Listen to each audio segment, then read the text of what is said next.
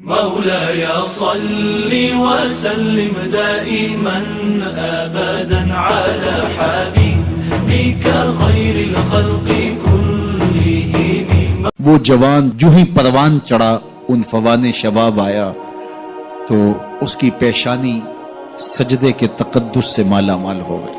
اس کی آنکھوں میں حیا اور شرم کے پہرے آ گئے. اس کے خیالوں میں پاکیزگی آ گئی. اس کی زندگی کے شب و روز نیکی کے ماحول میں بسر ہونے لگے. اس کی راتیں ذکر الہی میں، تلاوت کلام مجید میں اور دن یاد الہی میں روزے سے گزرنے لگے. وہ جوان جس کی جوانی اللہ کی عبادت میں گزری. کیونکہ جوانی اگر عبادت میں گزر گئی تو بڑھاپا تو پر نور ہے ہی ہے. سب سے مشکل مرحلہ زندگی کا جوانی کا ہے. شیطان زیادہ ورغلاتا ہے کسی شخص کو جب وہ جوانی کے مرحلوں سے گزر رہا ہوتا ہے. تو جس کی جوانی خیریت کے ساتھ گزر گئی اور اس نے اپنی جوانی کے تقدس کو محفوظ رکھ کے منزل تک پہنچا لیا، اپنی عصمت کے جوہر کی حفاظت کی، اپنی آبرو کو لٹنے نہیں دیا، اپنی آنکھوں کی شرم و حیا پر پہرے بٹھائے اور آنکھ کو برباد نہیں ہونے دیا اور اپنی زندگی کے تقدس کا پہرا دیا، تو جو جوان اپنی جوانی کو خیریت کے ساتھ گزار گیا. کسی نے کہا تھا نا، کتاب زیست کا ایک اور باب ختم ہوا، شباب ختم ہوا، ایک عذاب ختم ہوا. تو جوانی جس کی منزل تک پہنچ گئی خیریت کے ساتھ، عافیت کے سائے میں. مشکل تو بڑا ہے جوانی کو منزل تک لے جانا، خیریت کے ساتھ، داغدار نہ ہونے دینا، جوانی کے تقدس کو رسوا نہ ہونے دینا، عصمت کے جوہر پہ کالک نہ لگنے دینا، خواہشات کو غالب نہ آنے دینا. آسان کام تو نہیں ہے، مشکل کام ہے. لیکن اگر کوئی مشکل کاٹ گیا، جوانی کے تھوڑے سے ایام میں گزار گیا. اللہ اکبر. حضرت شیخ ختلی کہتے ہیں، داتا گنج بخش علی حجویری علیہ رحمہ کے مرشد ہیں، الدنیا یوم ولنا فیہا صوم.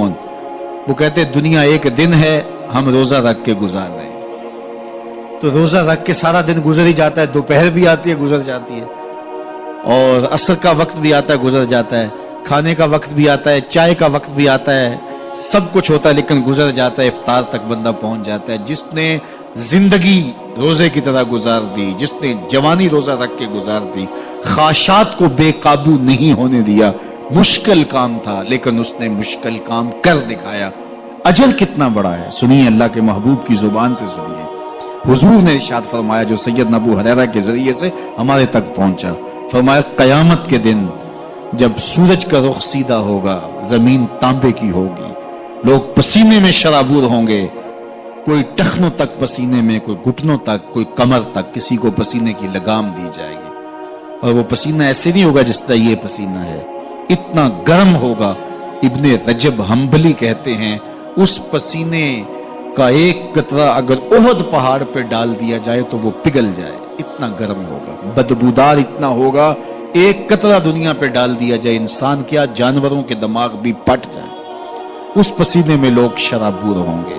لیکن جس نے اپنی جوانی کو عافیت سے گزارا ہوگا، کل قیامت کے دن جب کوئی سایہ نہیں ہوگا، اللہ اس جوان پر اپنے عرش کا ٹھنڈا سایہ عطا فرمائے. وہ شخص جس کو کسی عورت نے دعوت گناہ دی اور وہ صاحب منصب تھی، صاحب جمال تھی، اور اس نے یہ کہہ کے یہ خواہش، یہ آرزو مسترد کر دی، انی خوف اللہ. اسی طرح کوئی عورت ہے تو اس نے اپنے تقدس کی حفاظت کی، اپنی آبرو پہ پہرا دیا اور کسی پیشکش کو ٹھکرا دیا، تو فرمایا قیامت کے دن جب کوئی سایہ نہیں ہوگا، اللہ اسے بھی اپنے عرش کا ٹھنڈا سایہ دے گا. کیسا سخت دن ہوگا، اور وہ کس اعزاز میں ہوگا، کس تکریم میں ہوگا. یہ تو 4 دن 10-20 سال ہیں، اور وہ 50,000 سال کا ایک دن.